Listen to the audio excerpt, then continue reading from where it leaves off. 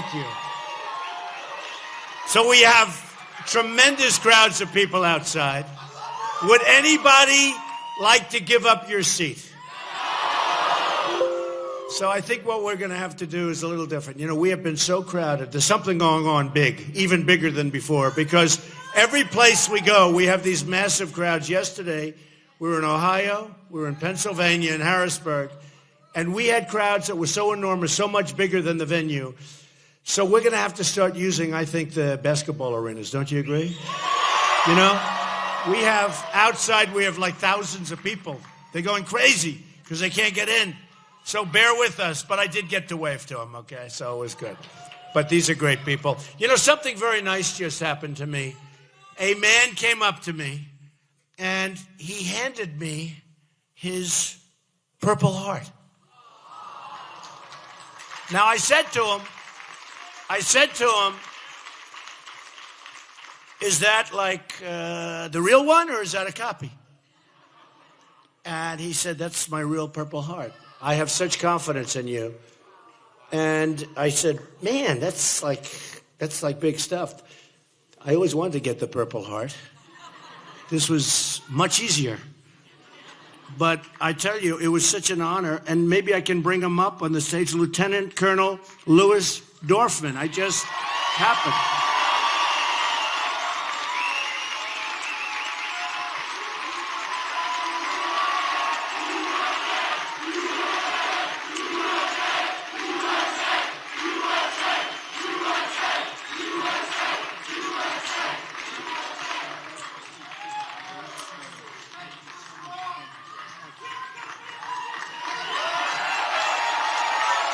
So I said, Lieutenant Colonel, would you like to say something? He goes, no, sir. I'd like you to just keep saying what you've been saying. Amazing. It's amazing. What an honor. What an honor. That was great. So thank you all for being here. We're going to have a little fun this morning, and we're going to be back in Virginia a lot. We have to win Virginia. Have to win Virginia. You know, I have a club in Virginia. Do you all know my club? Trump National. And if we could do to the United States what I did to that, boy, would we have a country. There'd be nothing like it anywhere, ever in history. But, you know, I took over a club, 10 years ago? And it was on the Potomac River, and it's right next door. And in fact, I wish we did this out at the golf club, to be honest with you, right on the Potomac. Maybe we'll do that. The next one, let's do it on the Potomac. I don't know, you do it, right? Right? We'll do it outside on the Potomac by the American flag. You know, I have tremendous acreage there. We have like almost 800 acres, and it's got 2 clubs, 2 courses. We have the PGA coming next year for a big tournament, and it's the best there is in the tri-state. It's one of the best golf courses in the country, and it's been a tremendous success. When I took it over, it was great acreage, but it was not so great, right? And we blew it up and built new, and it's been a fantastic success. And it's in Loudoun County. And therefore, I can't imagine that the people of Loudoun are going to be voting for crooked Hillary Clinton. She doesn't do anything. Because I've... yeah.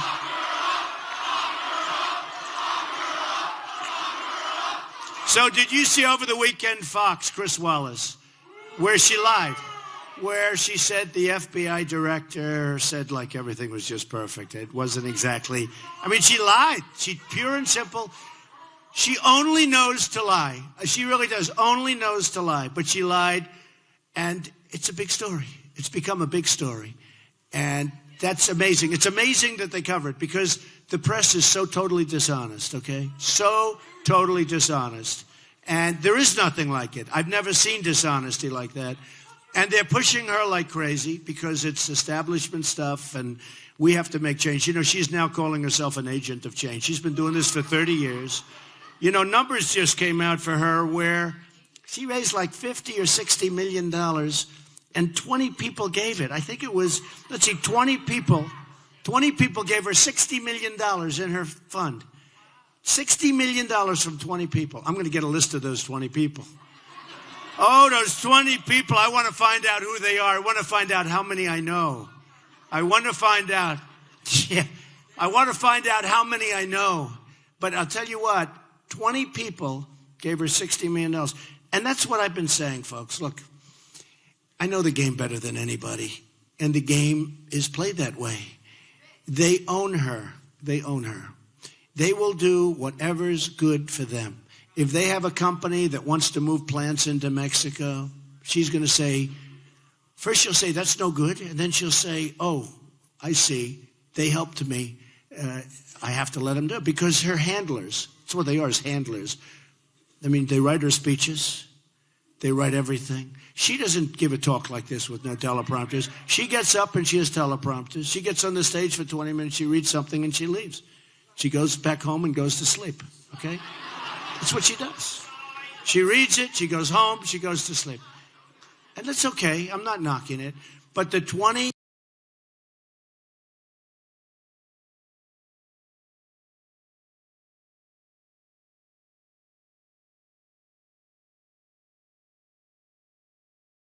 averaging 61, think of it, $61 a piece. This is a Republican now, because I'm putting up a lot of money. This doesn't happen to Republicans. You know, most Republicans, I mean, I think all, if they ever did that, they'd have like 3 people giving $12 and they'd say that's about as good as we're going to do. We're going to have close to 60,000 people. And it's going to be, think of it, it averages $61 approximately. I guess it's going to be filed later or tomorrow or something, but it averages $61 each. And we'll have 35.8 million, but I think it's going to even be higher than that because it's not totally tabulated, but it's going to be higher than that. And that doesn't include other money that we're getting for the RNC and the Republican Party. And it doesn't include the money that I put up because I put up a lot of money to fund my own campaign.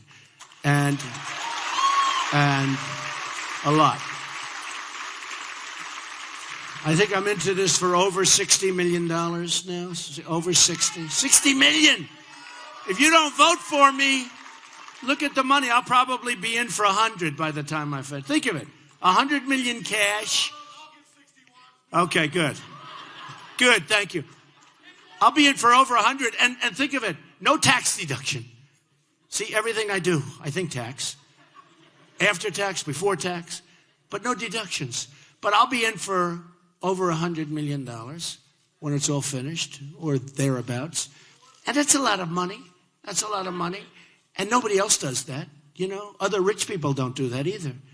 Not that many rich people run because they're told if you're rich and if you're successful, you can't run for political office because they'll kill you. And I said, I agree. I do agree. I think I'm a testament to either never do it or do it. I will say this. I will say this. It's been unbelievable. It's been the journey from June 16th coming down on the escalators. It's been an unbelievable event. I came down with Melania on that escalator, and I want to tell you, everybody loves Melania. They love Melania. She's a good person, I'll tell you that. She's smart. And I thought she gave an unbelievable speech, unbelievable presentation. Unbelievable. And Ivanka did the introduction, unbelievable job. And Tiffany and Don. And who do we have here today? We have Eric. Eric, where's Eric? Eric, come here. Eric Trump, everybody.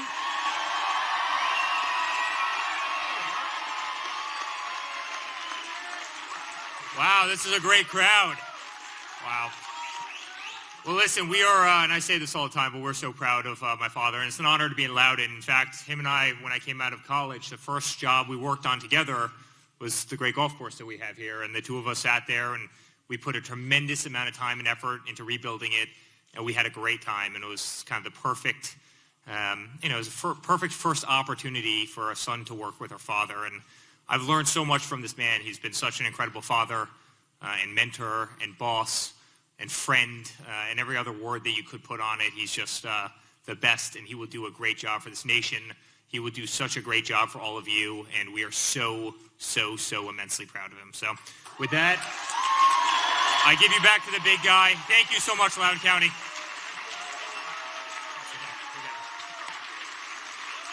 He's a good guy. He's done a good job. He's in there pitching. And I thought the Republican National Convention was better than the other one, okay? I think my kids were great. I thought everybody did great. I actually thought it was better. And we had more people watching the final night because that was the speech. That means a lot, by millions. But I will tell you, yeah, friend or foe? Probably friend.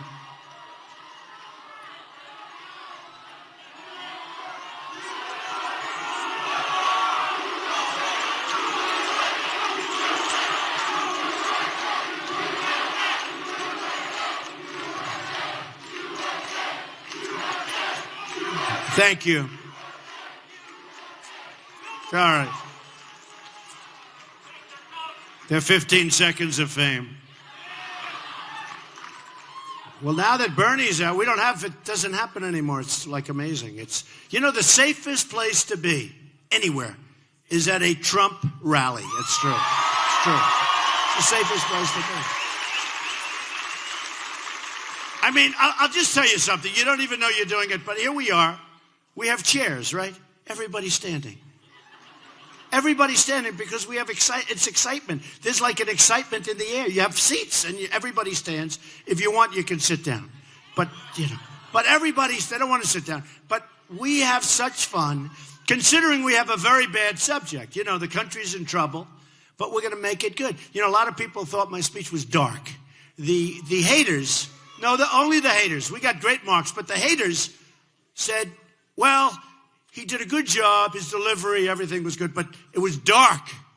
And I said it wasn't dark. I talk about radical Islamic terrorism. I talk about drugs pouring across the border.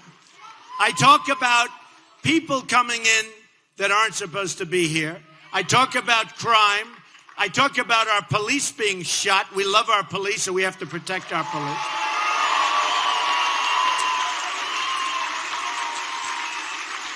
I talked about our veterans because our veterans are being treated horribly.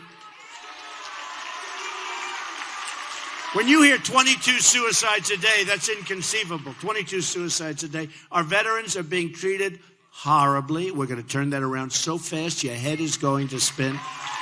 People wait in line for 5, 6, 7 days. The veterans are great people. And that's why maybe the lieutenant colonel did that. I mean, it's such an amazing thing. He showed it to me, and I said, here, thank you very much. No, Mr. Trump, I want you to keep it. I said, keep it. I mean, these are incredible things that happen. These are incredible people that I meet.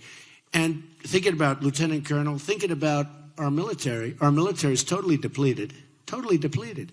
Our military is not being funded properly.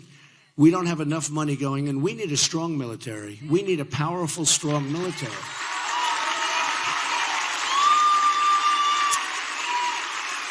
When you look at what's happening, around the world, and when you look at the hatred, think of it. We are like the whipping post for many, many countries on trade. They kill us on trade, but in every way.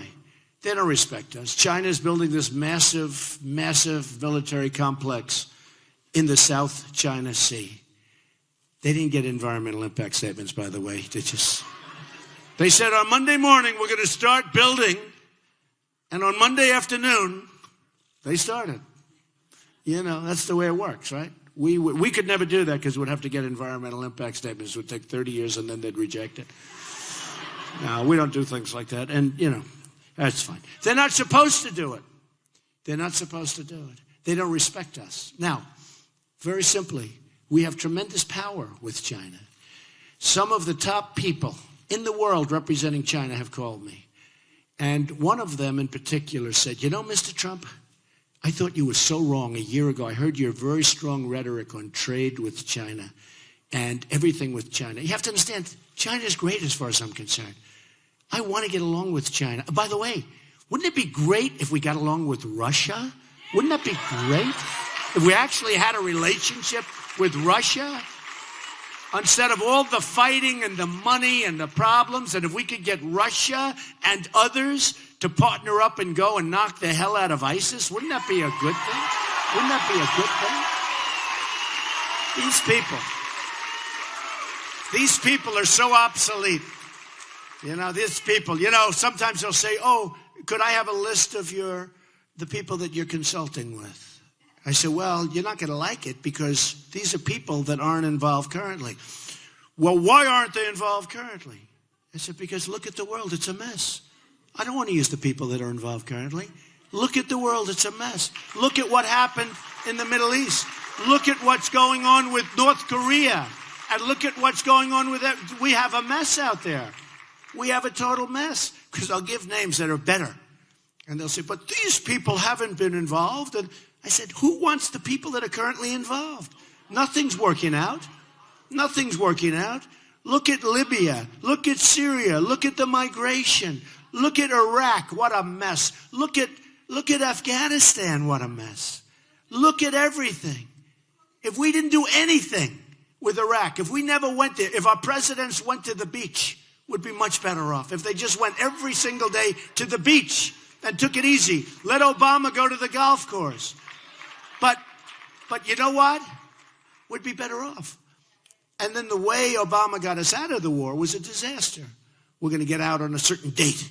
The enemy sat back and they said nobody could say that, nobody. Actually, they thought it was a form of camouflage, right? Actually, they didn't believe it until it happened. He actually said when they're getting out. But they laid back, and then after we left, you see what's happening. So look, we have people that don't know what they're doing. Hillary Clinton will be worse. She'll be worse, okay? Hillary Clinton will be worse. She has bad relationships with people like Putin. I'll give you an example. She has terrible relationships with Putin. This is a nuclear country we're talking about. Russia, strong nuclear country. And so are we, but their stuff is newer. Their stuff is newer. So she's looking at, they have more. I didn't want to say it. They have a lot more, okay? So, she wants to play the tough one. She's not tough. She's not tough. I know tough people. She's not tough. I mean, she's doing the handlers. They push her from place to place. That's all it is. You saw her speech the other night. I mean, they talk about presidential. Do you think she looks presidential? I don't think so. I don't think so. So, she wants to play the role of the tough guy against Putin and Russia, and she wants to play. It's not tough, not tough. She should be tough on trade, okay? Because right now we are being ripped off on trade like nobody has ever ripped us off in history. You look at our trade deficits with China. Hundreds, I mean, just take a look. The numbers, think of this, $505 billion. Look at our trade deficits total. More than $800 billion trade deficits. Coming out of this area, by the way, coming out of the state of Virginia and every place else. I mean, I won so many states, and we won in landslides, or I wouldn't be here. Look, if I didn't win, this system was not set up for somebody like me to come in and exert brains and common sense, okay? It wasn't set up for that. It's set up for politicians.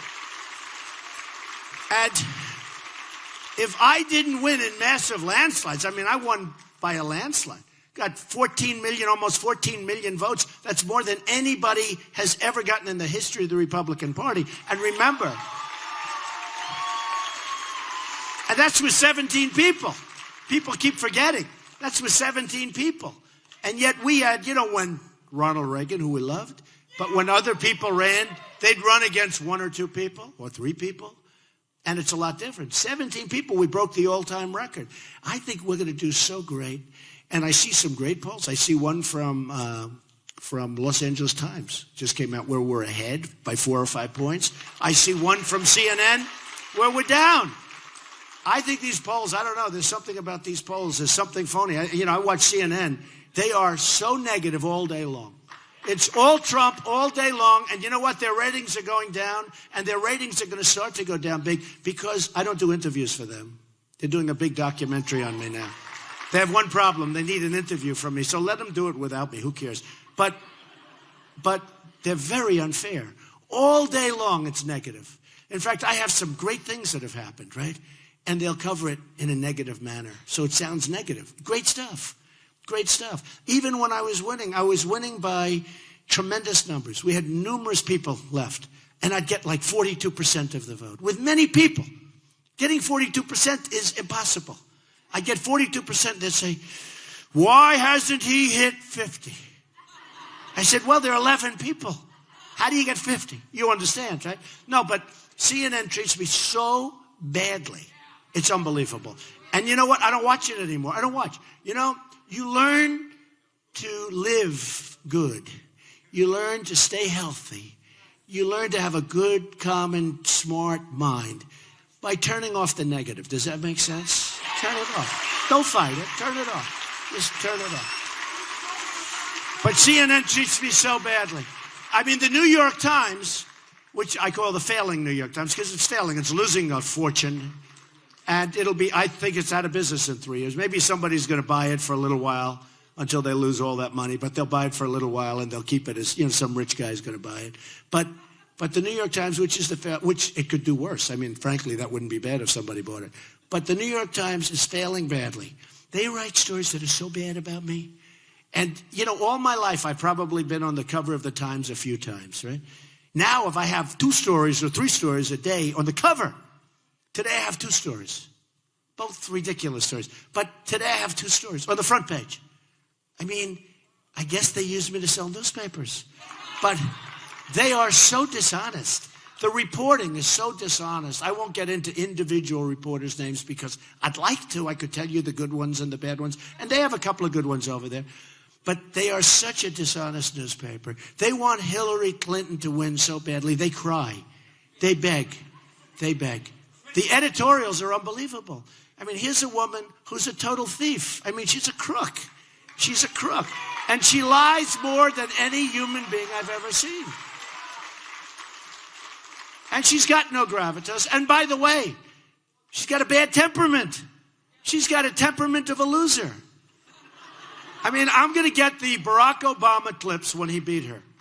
8 years ago, Barack Obama said things about her that were so bad. And today I just said, do me a favor, look them up because I remember how bad. Now all of a sudden he's supporting her. And, you know, look, it's a hope because she's going to keep Obamacare. She's going to let people continue to pour into our country, and we have no idea who the hell they are. She's going to let the Syrian refugees come in, and we don't know if they're ISIS. We have no idea. It's going to be the all-time great Trojan horse. They come in by the thousands. And she wants, hard to believe, it was funny, I actually said it was 500%, and the press said I was wrong. They said it was 550. Can you believe it? They actually even corrected me on that. But 550% more coming into the country than are coming in right now. Think of it. So someday, it always happens. Look at France. Look at Germany. Look at what's going on with people blowing themselves up in a bar, with people shooting. Look at Paris. Look what happened in Paris. 130 people dead. Many, many people still in the hospital. They'll never be recovered. Okay, never be recovered. But you just take a look at what's happened. And you tell me that we have to be weak and ineffective, and that we have to allow tens of thousands of people to pour into our country. She wants 550% more people. Think of it. 550% more people coming in from that region than are coming in under Barack Obama.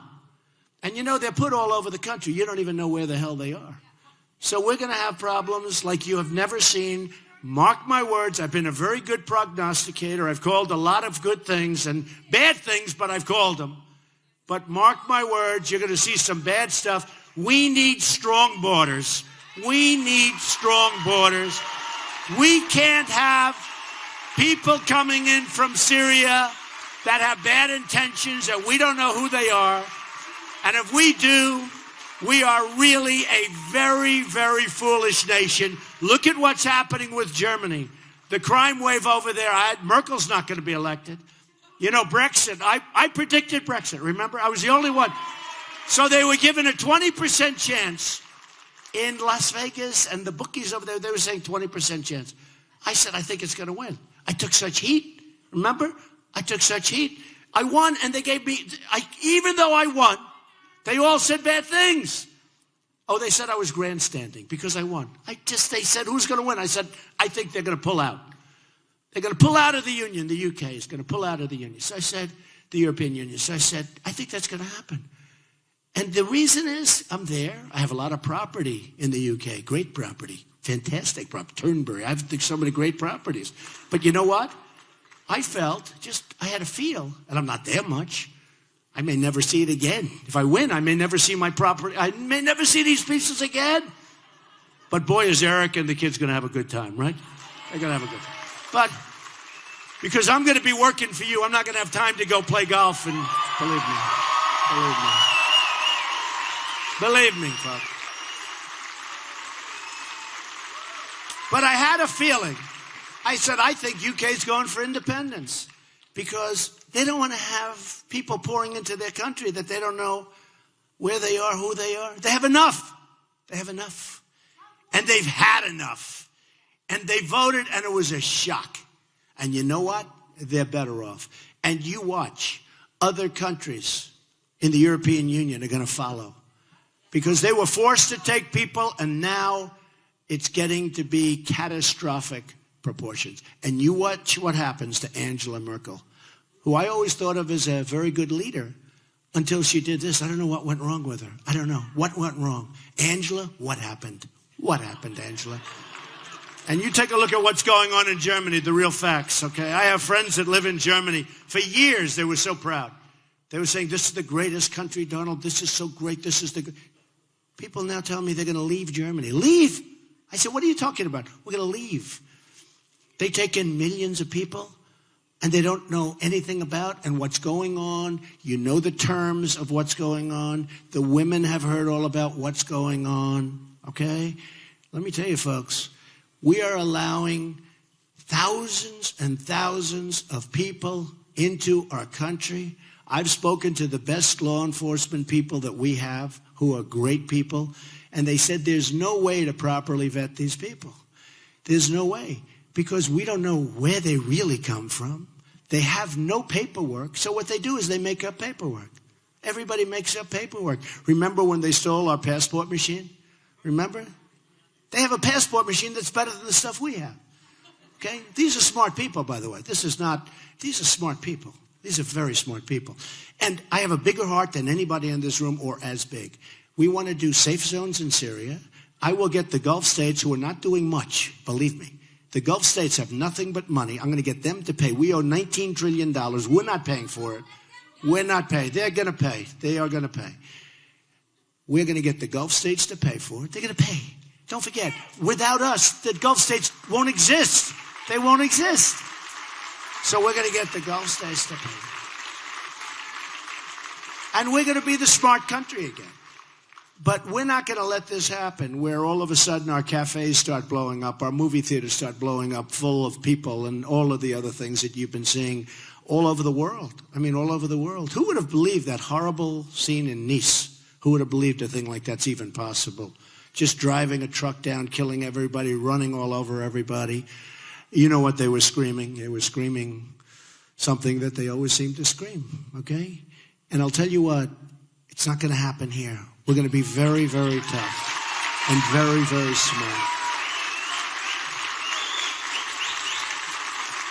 And we can be, folks, we can be the stupid people, and we can be the politically correct people, and guess what? We're not going to have much of a country left, believe me, okay? So that we have to have it. So look, a couple of things. You know, a lot of bad numbers, right? A lot of bad numbers. Hillary said she wants to keep it the same, but she's going to change. You notice she's saying, I want to keep it the same, but we're going to change. First of all, she can't change. She's been doing it for 30 years. You know, I say, she wants to change. Why didn't she change? She's been doing this a long time. Her husband signed the worst trade deal in the history of the world, probably. And I really mean that. I'm not exaggerating. NAFTA. The worst. Now they want to do TPP, Trans-Pacific Partnership. It's going to be as bad as NAFTA, if not worse. Numerous countries, documents that are 5,000 pages long. Our people haven't even read the documents, okay? I want to do individual country. I like trade. individual countries. Boom, boom, boom. If they do a bad job with us, you have to see what this TPP looks like with the lines. Lines all over the place. Looks like a jigsaw puzzle. Simple, simple. Deals are tough enough, complicated enough, simple. Boom, individual countries. We're rewarding people that have treated us badly, and they're going in with people that have treated us well, meaning countries. I want individual countries. And if they do something bad or they devalue their currency so that our companies can't compete because you're losing all your jobs. I mean, I just left Pennsylvania. I just left Ohio. I'm going to be very soon in Michigan. Upstate New York is a disaster area. I mean, you look at these big, beautiful plants that are just rotting. They're just rotting. I flew into Harrisburg, Pennsylvania yesterday, and I looked down and I looked at it looked like a war zone where you have these massive plants, and you could see 25 years ago, vibrance, families being taken care of, work, education, healthcare, people working. It's all in Mexico now. The businesses have moved to Mexico and other places. But between China, Mexico, others, they've taken our business. Vietnam, very big right now, really taken over. I mean, they're doing a great job for them, not for us. Vietnam's a hot one right now. Take a look. But we're not going to let that happen. We're not going to let it happen. We're going to be smart. When a company moves and wants to move, as an example, to Mexico, we're going to wish them luck. But when they want to sell their product back into this country, we're going to say, sorry, but you have a 35% tax to pay to get your product back in. And when we do that, they're not going to move. They're not moving. They're not going to move. Because we will have taken the economics of moving away from this country. And I've watched for years. I have watched for years. More than just Obama. I've watched for a long period of time presidents saying, and politicians saying, how do we keep our companies? Because they're moving. They're just leaving. Remember, they did the low interest loans. They don't need money. They did all sorts of tax abatements. They don't want tax abatement. I'm doing the ultimate. I'm saying you make a product outside of the country, and when you leave and when you fire all of our people, and you're going to now make that product in, as an example, Mexico, there are other places. But when that product comes across the border, you're going to pay a 35% tax. And here's what's going to happen. For the most part, they're not going to move, okay? I think very few are going to move because you've taken the whole, point out. But they're not going to move. Number one, very important, they're not going to move. And if they do move, we're going to make a fortune, okay? Okay? So it's okay. In fact, sometimes you say, please move. Please move. We'd like you to send plenty of product in here. When China devalues its currency, they're making it impossible for our companies to compete. But China doesn't want, and I'm very close to China. I have the biggest bank in the world as a tenant of mine in New York. The biggest in the world, a Chinese bank. Don't worry about that baby. I love babies. So I love babies. I hear that baby crying. I like it. What a baby. What a beautiful baby. Don't worry. The mom's running around like, don't worry about it, It's young and beautiful and healthy, and that's what we want. Okay. But look. China, when China devalues its currency, they take our guts out. And they do it so often. They're constantly devaluing their currency. And they always wait till like it's a bad time, like we have a problem with Iraq, we have a problem with Afghanistan. Every time we have like a big problem, they always devalue. And a year and a half ago, they devalued the biggest devaluation they've done in 20 years. The biggest in 20 years. And I said, man, how did they get away? But we had a problem. We were doing other things, okay? So when China does that, we have to fight back. Now, here's how you fight back. Because we can't fight back any other way, we have the piggy bank. They have ripped us to shreds. Ripped us absolutely to shreds. Actually, I was only kidding. You can get the baby out of here. That's all right. Don't worry. I think she really believed me that I love having a baby crying while I'm speaking. That's okay. People don't understand. That's okay. But so you have a situation where a great, country like China, which is which is really taken over now. If you look at the numbers, a year ago they passed us. If you would have said 10 years ago, 15 years ago that China would be passing us, I would have said it's absolutely, anybody would have said it's impossible. We've allowed them to pass us. Now, when we have our manufacturers want to go to China, they can't get in, number one. Number two, if they do get in, they have to pay a massive tax. When Chinese companies want to sell to us, no tax. Come on in, fellas. We're stupid. We're stupid. Then they devalue. I had a friend, he was catching up with China. And he was really starting to compete. He's a very, very cost-conscious guy. It was hard for him, but he's a really good manufacturer. Then all of a sudden, they did a massive devaluation. Boom. And he's back to ground one. It's like, you know, you take 2 steps forward, 3 steps back. That's what happened to him. The guy's phenomenal. He can't get his product into China. When he finally starts to be competitive, they devalue it again. And in TPP, now China's not in TPP, but it's the same thing with the other countries. Their single greatest tool is devaluation of the currency, of their currency. We don't even have a clause in the agreement to cover it, okay? And because of the complexity, 5,000 pages, nobody's going to read it. And if you want to get out, you can't because there's so many countries involved. So I say 1, 1, 1, 1, 1. You do 15, you do 20, you do with everybody. And if they don't behave, meaning if they're not good, if they take advantage of us, we send them what we call a 30-day notice. Please be advised. Please be advised. We are hereby terminating your agreement with the United States of America because you cheated.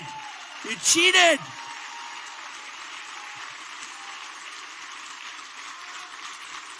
You cheated on us. And here's what's going to happen. Now, we're only dealing with one country. We no longer have to worry about, let's bring this country to the tribunal of all the other countries. Nice and simple, folks. It's very complicated to start off with. Nice and simple. So out of the 5,000 pages, I'll bet we don't have one politician in Washington that's read even a page.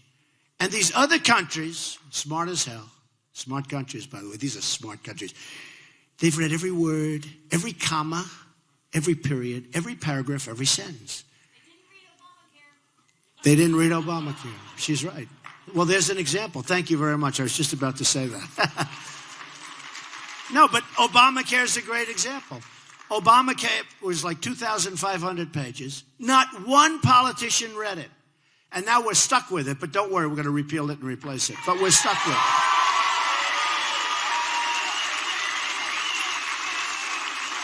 it. It should have died a couple of times. It should have died by our Supreme Court, except one of our Republican presidents appointed a man who kept Obamacare going. Shockingly, right? And not one legal scholar can figure it out. It should have died the first time, and it should have died the second time, and we still have it. And that was a Republican appointee, okay? And speaking of appointees, because there have been a few beauties, speaking of appointees, I am going to appoint great justices of the Supreme Court. Great. And, I actually told a group last night in Pennsylvania. I told a group, I said, and we had such a crowd. We had thousands of people, like outside today. I mean, you don't believe it. Outside today, seriously, we can't use these rooms anymore. This is bigger than it's ever been. It's a movement that we have going. We have a movement going. But outside, and I told this group, I said, this big, thousands of people, I said, listen, even if people don't like me, they have to vote for me. They have no choice. Even if you don't, and you do like me, I hope. But I said, even if you can't stand Donald Trump, you think Donald Trump is the worst, you're going to vote for me. You know why? Justices of the Supreme Court. If they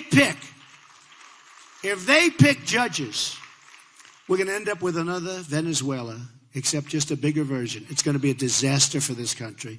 And I've already chosen 11 that were vetted and that are so good. These are great justices. Federalist Society looked at them. Heritage looked at them. People that are really highly respected. And I'm going to pick from that group. And we already have one before we start, Judge Scalia. And I want to get as many as I can in the mold of Judge Scalia, because that's what we're looking for. That's what we're looking for. Justice Scalia, good man. And who knew that was going to happen? That was a surprise. People kept talking about different names, but they didn't think him, and all of a sudden he's gone. That was shocking to people. So you never know what's going to happen. And I'll tell you, this could be the presidency with the most Supreme Court picks of any presidency in history. You'll probably have 3. You could have 4, and you could even have 5. Look, we have 1 before we even start, right? Judge Scalia. But you could even have 5. And can you imagine if Hillary Clinton picks 5 super libs, because what she is she's being pushed around by the Bernie Sanders crowd, many of whom are going to vote for us because of our trade policies, okay? Because they understand that trade is killing our country, all right? So I want to go over a couple of facts. Before I do, though, I want to just say this. Look, we have a movement going. This is beyond anything that anybody's ever seen. Commentators are saying on television, people that hate me are saying on television that they have never seen anything like this. They call it the phenomena. It's a phenomena. They have our crowds are much bigger than Bernie's were, and Bernie did good. Bernie was second, I will say that. Far greater. Hillary, last night in Harrisburg, where I had, 12,000 people, we had to send away thousands. Hillary had 800 people, okay? Now, I don't know what it means. I mean, maybe it doesn't mean anything. I think it should mean something. I think it should mean something. I mean, when you have crowds that are many, many times the size of your opponent, I would think that it would mean something. But we have these massive crowds. I mean, I felt so badly about when I went through and I'm waving to everybody, but they were all standing out there, and I feel guilty about it. But here's the story: we have a movement going. It's an incredible movement. It's a movement like they say they've never seen in this country before. And I say it a lot because I have a lot of respect for him, Bill O'Reilly. He said it's the single greatest phenomenon. He called it the Trump phenomena. Is the single greatest phenomena, politically speaking, that he has ever seen in his lifetime. I mean, that's, guy's seen a lot of stuff, right? And Brett Baer said it. Brett Baer, good guy, said it. And Britt Hume who said it. He doesn't like me too much, but he said that, or something similar. And people have said this, that what we are doing is one of the great political phenomena of all time, but very importantly, it's one of the great movements of all time. We got to finish it off. We got to finish it off. We got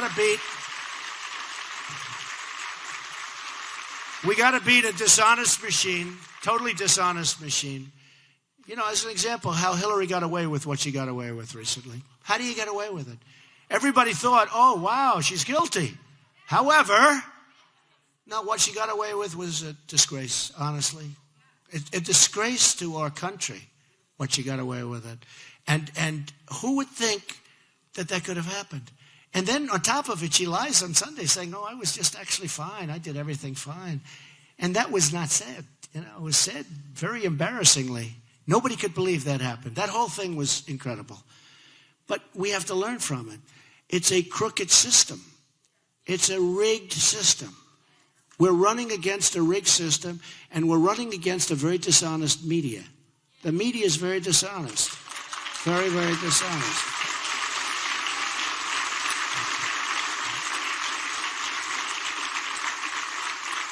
I mean, where they don't take Patti Smith, where they don't take Pat, and who's an unbelievable woman, and they give her virtually no airtime, and they give other people unbelievable amounts of air. It's just so unfair.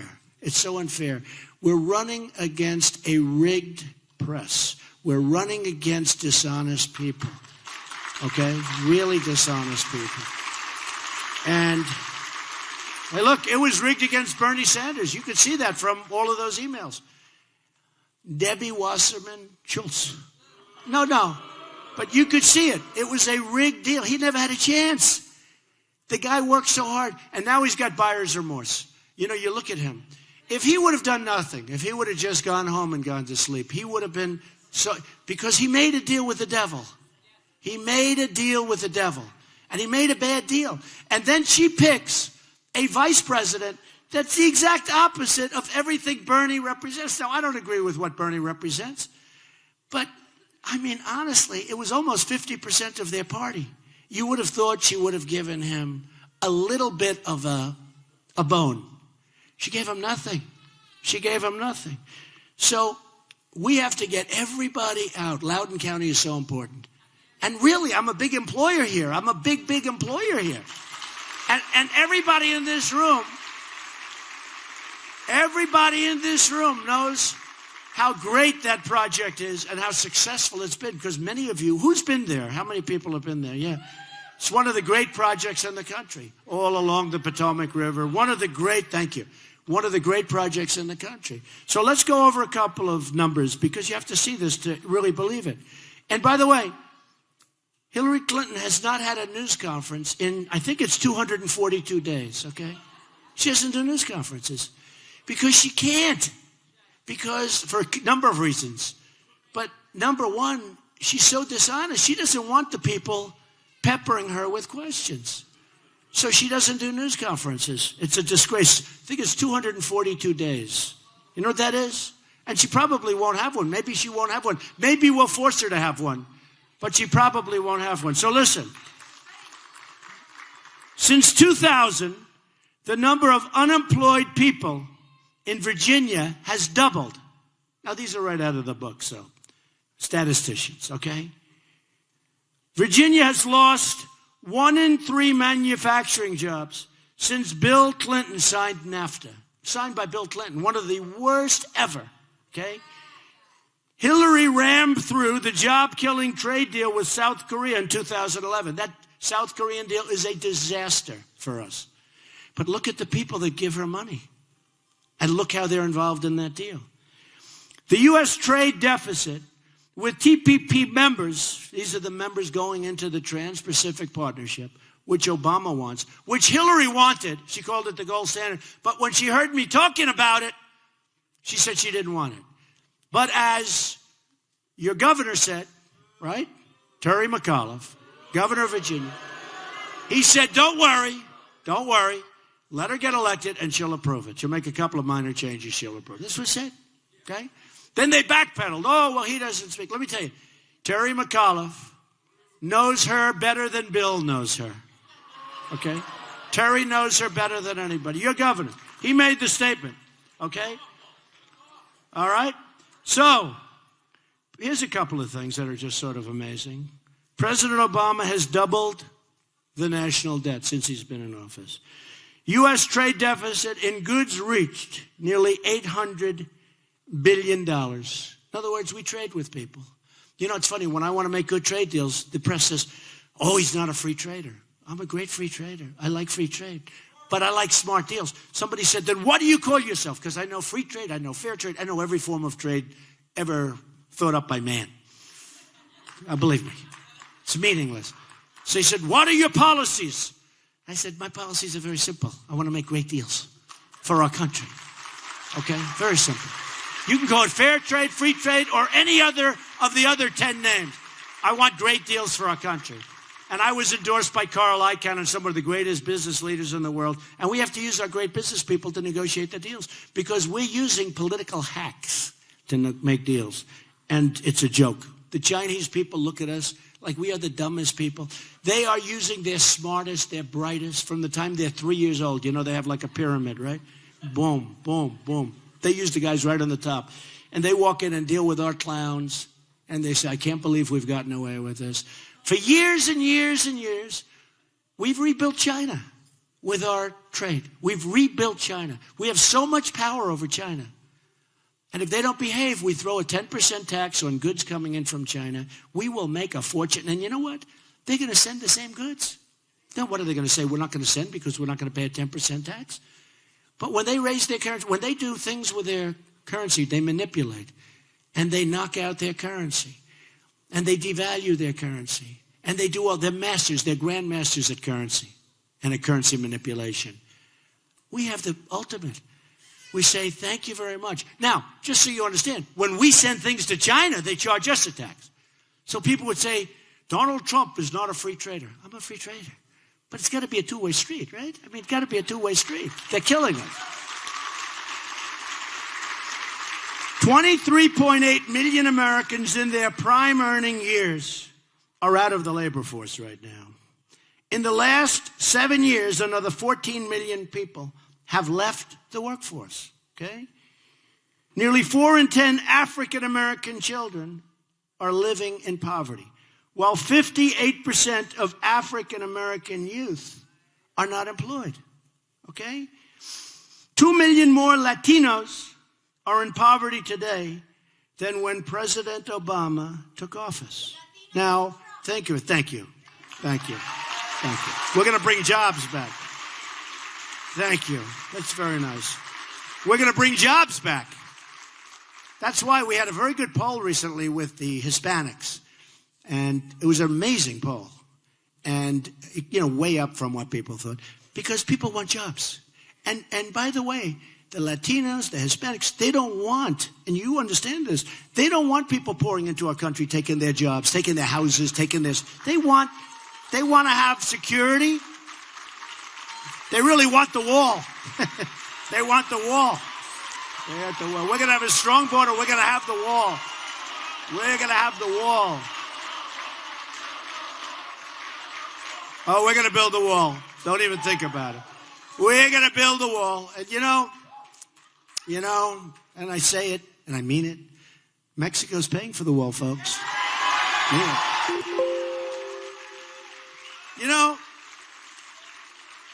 If Mexico wanted to, they could stop all of the problems that are coming into our country, including the drugs. New Hampshire, which I won, I got to know the people so well up there. What's your number one problem? Heroin, coming from the southern border. And I said, doesn't make sense. You go to South Carolina, North Carolina, no matter where, here, you go no matter where, we have drugs pouring into our country. We could stop it. You see, our politicians don't want to stop it because there are people out there that make a lot of money with that. And they take care of the politicians. They don't want to stop it. They could stop it.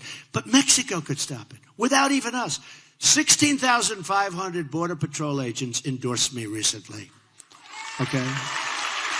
Sheriff Joe endorsed me. Sheriff Joe Arpaio from Arizona, which is great. We're going to get it going.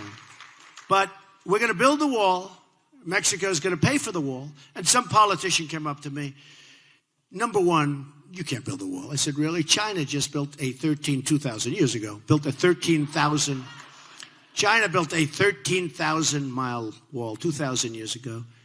We have 1,000 miles that we need. It's 2,000 miles, but we need 1,000. You have natural barriers.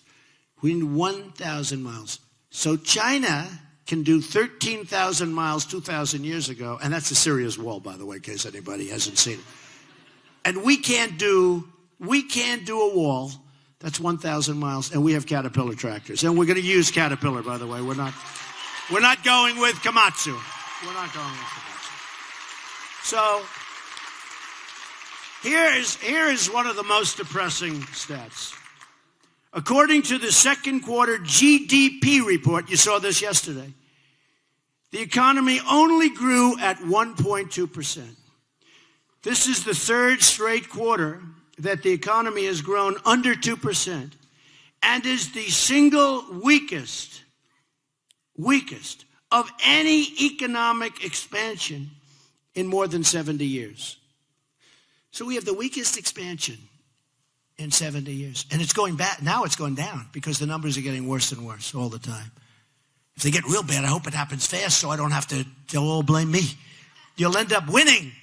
And your first day, the economy crashes because of some incompetent people before me. Well, we'll get it straightened out, but we'll certainly blame them, okay? We're going to blame them. No, but think of it. The weakest in 70 years. 70 years. I mean, it's terrible. Now, here's another one. U.S. home ownership. The rate fell of ownership to 62.9% in the second quarter. The lowest rate of home ownership in more than 50 years. Terrible. Did Hillary mention any of these facts in her optimistic speech? Okay. And we're not talking about the shooting of the police, which, by the way, is at massive levels. Massive levels. We're not talking about crime. In major cities, our crime is going through the roof. You look at what's going on in some of these cities, crime is up numbers that you wouldn't even believe. They don't talk about that. They talk about how everything's wonderful. Look, with Hillary, you're going to have 4 more years of Obama. And you know what? If you have 4 more years of Obama, our country's finished. It's finished. Here's one that's amazing. Household incomes are more than $4,000 lower than their levels in the year 2000. Think of it. Household income, you're going to make $4,000 less now than you did 16, 17 years ago. Another one that's very common and out there, many people in this room, but people are making, in terms of real wages, less money today than they made 18 years ago.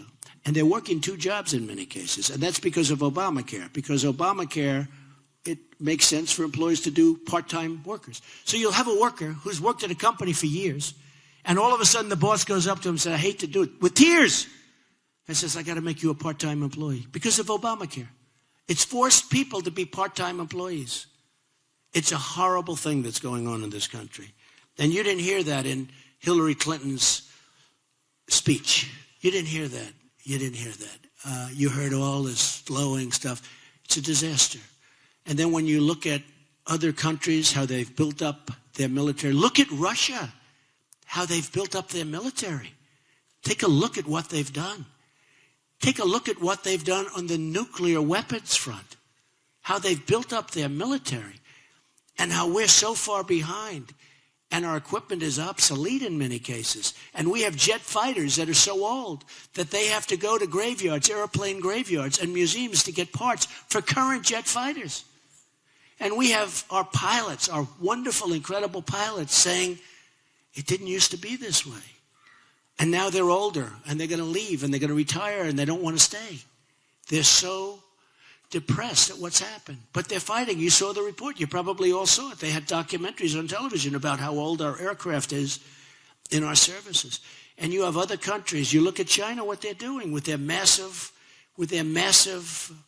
installations that they're building in oceans. South China Sea, massive. We would never even think about it.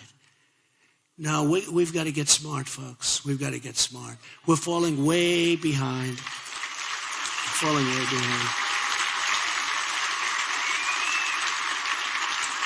And I could keep reading this stuff. It's just point after point. You're doing lousy over here, by the way. I hate to tell you. But here's recent factory closings in Virginia, right?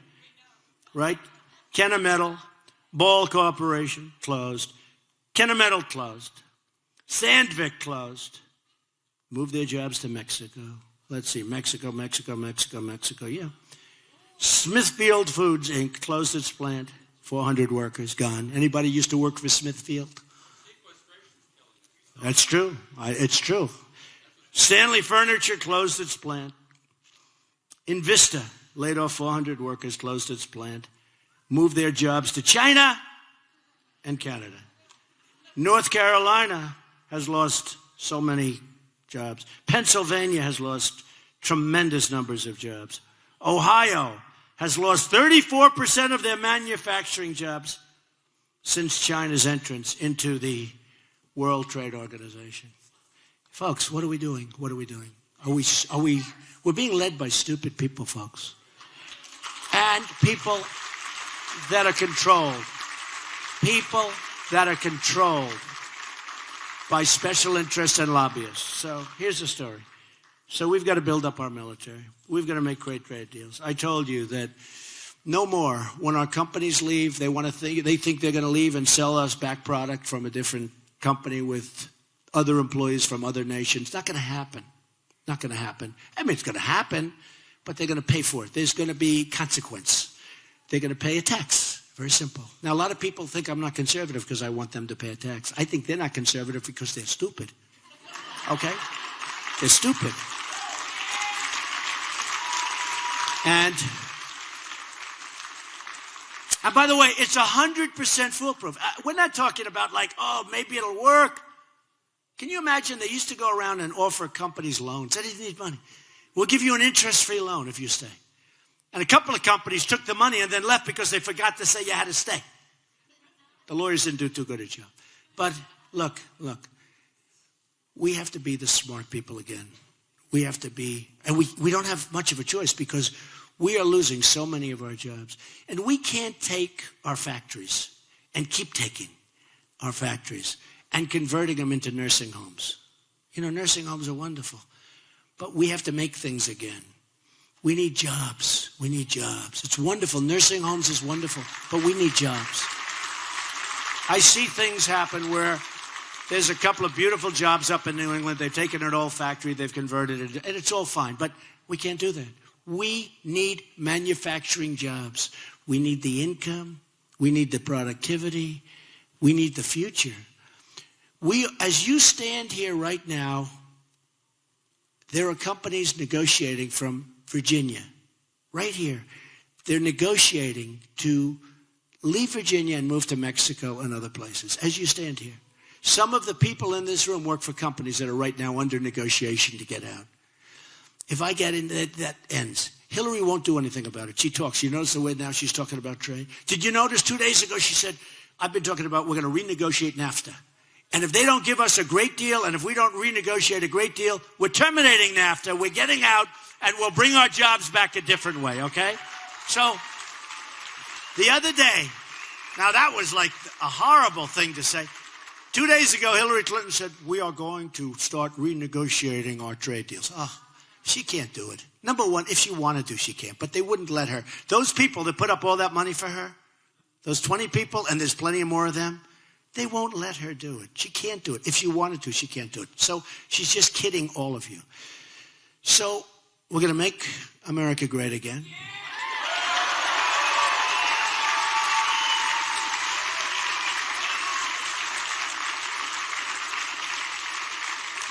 We're going to build up our military so depleted. We're going to take care of our veterans who have been treated horribly. We're going to make phenomenal trade deals. We're going to make trade deals that bring jobs back, not trade deals where we lose our businesses and our jobs. We're going to have strong borders. We're going to have the wall. Mexico's going to pay for the wall. And we're going to have people come into our country, but they're going to come into our country legally. Legally. We're going to appoint great justices of the United States Supreme Court. We're going to repeal and replace Obamacare. We are going to save our Second Amendment, which is under siege.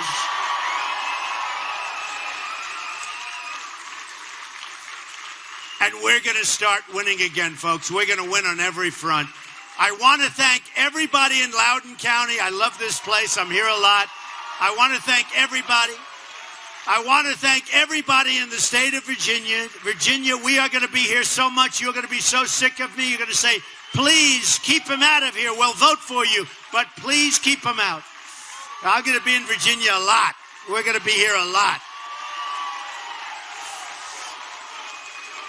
And just so you know, we are going to be proud of our country again. We're going to put America first.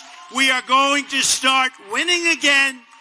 We are going to make America great again.